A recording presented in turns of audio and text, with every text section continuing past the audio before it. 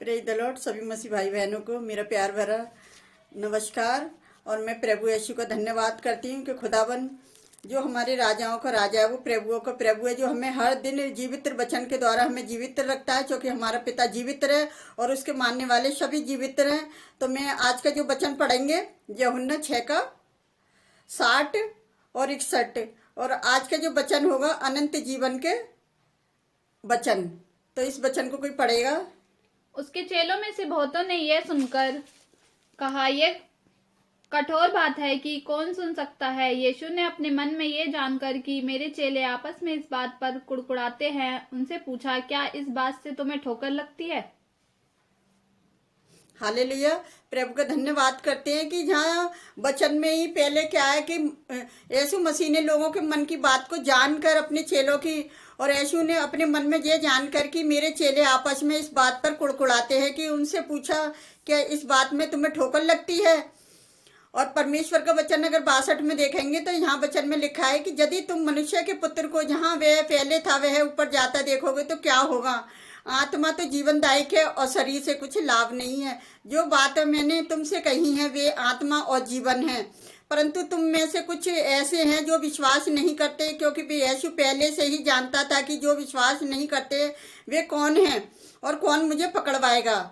यीशु ने उनसे कहा, इसलिए मैंने तुमसे कहा था कि जब तक किसी को पिता की ओर से ये वरदान न दिया जाए तब तक वह मेरे पास नहीं आ सकता। हालेलुया।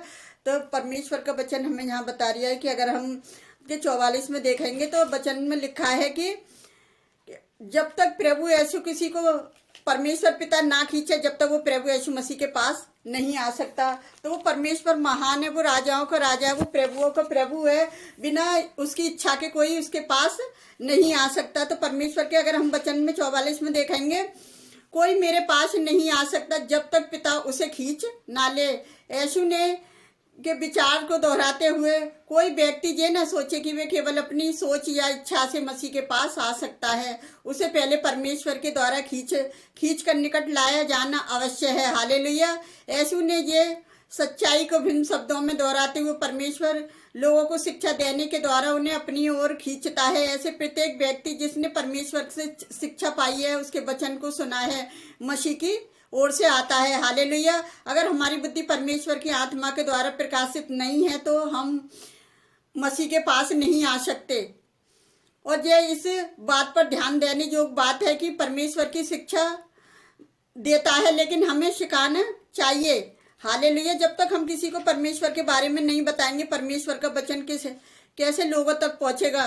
यीशु ने शुरू से ही जानता था कि कौन है जो उसके प्रत्येक विश्वास रहेगा और कौन ठोकर खाएगा। वह इस संबंध में हम में से प्रत्येक के बारे में परमेश्वर क्या है जानता है, और उसने यीशु मसीह को भेजा कि वो अपने चेलों के विश्वास को बढ़ाए। लेकिन उसे पता थी कि 12 चेलों में से एक चेला है जो उसे पकड़वाएगा। तो उसने उसका यीशु मसीह ने नाम नहीं बताया था, लेकिन यूहन्ना ने जरूर उसका नाम बताया था कि यहूदा इस्करियोती था। यीशु के चेलों ने यीशु के वचन को सुना था, तो भी उनसे अधिकांश उसके वचनों को केवल आचार्य कर्म को देखकर उसके पीछे चलते थे, परंतु सचमुच गहरी आत्मिक रीति से यीशु में विश्वास नहीं करते थे। अब यीशु की शिक्षा को कठिन होते ही वे पीछे हट गए। हालेलुया।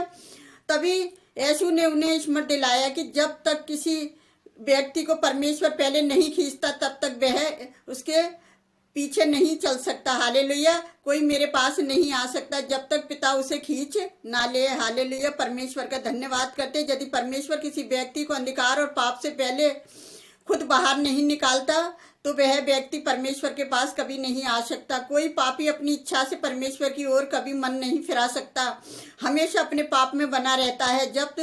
जब कोई व्यक्ति परमेश्वर और यीशु के पास आता है तभी यह हमेशा परमेश्वर के अनुग्रह के परिणाम स्वरूप ही होता है। पिता उसे अपनी पास आने की सामर्थ्य देकर सामर्थी बनाता है। हालेलुया। कोई भी व्यक्ति अपनी ओर से सामर्थी नहीं बन सकता। इसलिए यीशु को यह मालूम था कि उसके कुछ चेले ठोकर खाएंगे और सचमुच परमेश्वर के द्वारा खींचे नहीं गए थे। उनका विश्वास सच्चा नहीं था, यहाँ तक कि अंत में यीशु के विशेष 12 शिष्यों से भी एक उसमें से पकड़वा देगा।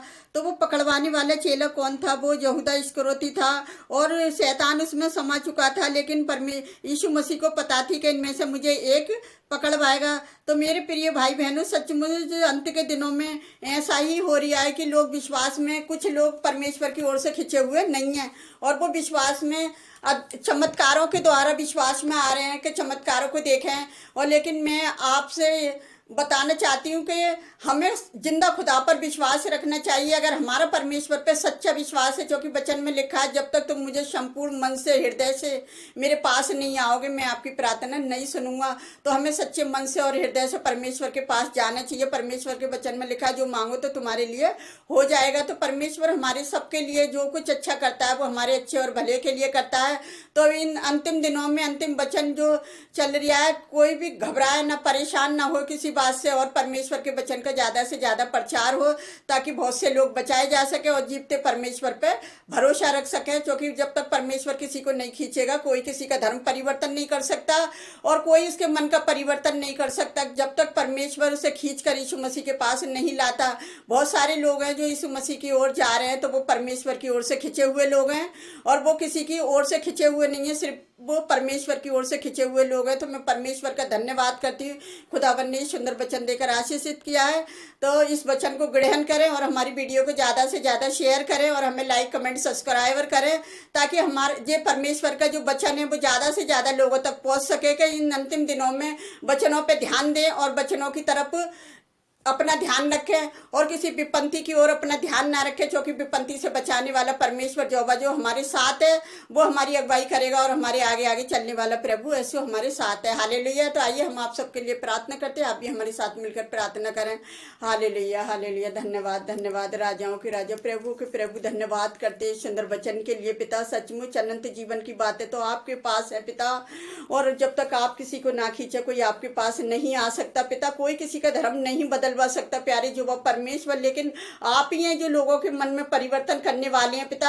आप ही हैं जो उनके जीवन को बदलते हैं प्यारे जो वो परमेश्वर। आप उन्हें हर बुरी विचारी परेशानी से बचाते संभालते हैं प्यारे जो वो परमेश्वर। इस संसार के संकट से उन्हें बचाते हैं जो आपकी ओर आते हैं प्यारे जो वो परमेश्वर। और यीशु मसीह का लहू बहाना उन लोगों के लिए व्यर्थ नहीं, कोड़े खाना व्यर्थ नहीं पिता, उसकी सूली की मौत व्यर्थ नहीं पिता, उसका तीसरे दिन मुर्दों में से जी उठना व्यर्थ नहीं। ऐसे लोगों के लिए एक आशीष बनकर उभरे मेरे जो वो परमेश्वर। आपने अपने बेटे यीशु मसीह को इसलिए भेजा कि इन अंतिम दिनों में प्यारे जो वो परमेश्वर बहुत से लोग बचाए जा सकें प्यारे पिता परमेश्वर। तो बहुत से लोग जिन चमत्कारों पर विश्वास तो करते हैं पिता, वो अपने जिंदा खुदा पर भी विश्वास करें, वो अपने जिंदा परमेश्वर पर विश्वास करें और अब इस जीवित वचन पर विश्वास करें, ताकि वो वचन के द्वारा जीवित रहें और हर परेशानी और दुखों से बचाए जा सके। तो मेरे जो वो परमेश्वर, जितने लोग आपसे प्रार्थना करते हैं आप उनकी प्रार्थनाओं को सुने और कबूल करें। जितने लोग हमारी वीडियो को देखते हैं पिता, हर एक जन के लिए प्रार्थना करते हैं प्यारे जो वो परमेश्वर। उनके घर के बड़े बुजुर्गों के लिए प्रार्थना करते हैं, उन्हें अच्छी सेहत तंदुरुस्ती देना पिता, और उनके घर की हर परेशानी बेरोजगारी दूर हो यीशु नासरी के नाम से पिता। और जितने लोग तेरे वचन को फॉलो करते हैं पिता, एक एक जन के लिए हम प्रार्थना करते हैं पिताजी, उनका वचन ग्रहण करना व्यर्थ न जाए, एक आशीष बनकर उभरे प्यारे जो वो परमेश्वर। उनके घर की हर परेशानियां दूर हो और हर संभव उनकी सहायता उनकी मदद करें, क्योंकि ये लोग आपके खिंचे हुए लोग हैं प्यारे जो वो परमेश्वर। आप इस संसार में उन्हें हर विपत्ति हर परेशानी से उन्हें बच्चा संभाल कर रखना पिता, कि हमें लाइक कमेंट सब्सक्राइबर करना भी उनके लिए व्यर्थ न जाए, तेरे वचनों को ग्रहण करना व्यर्थ न जाए, एक आशीष बनकर उभरे पिताजी।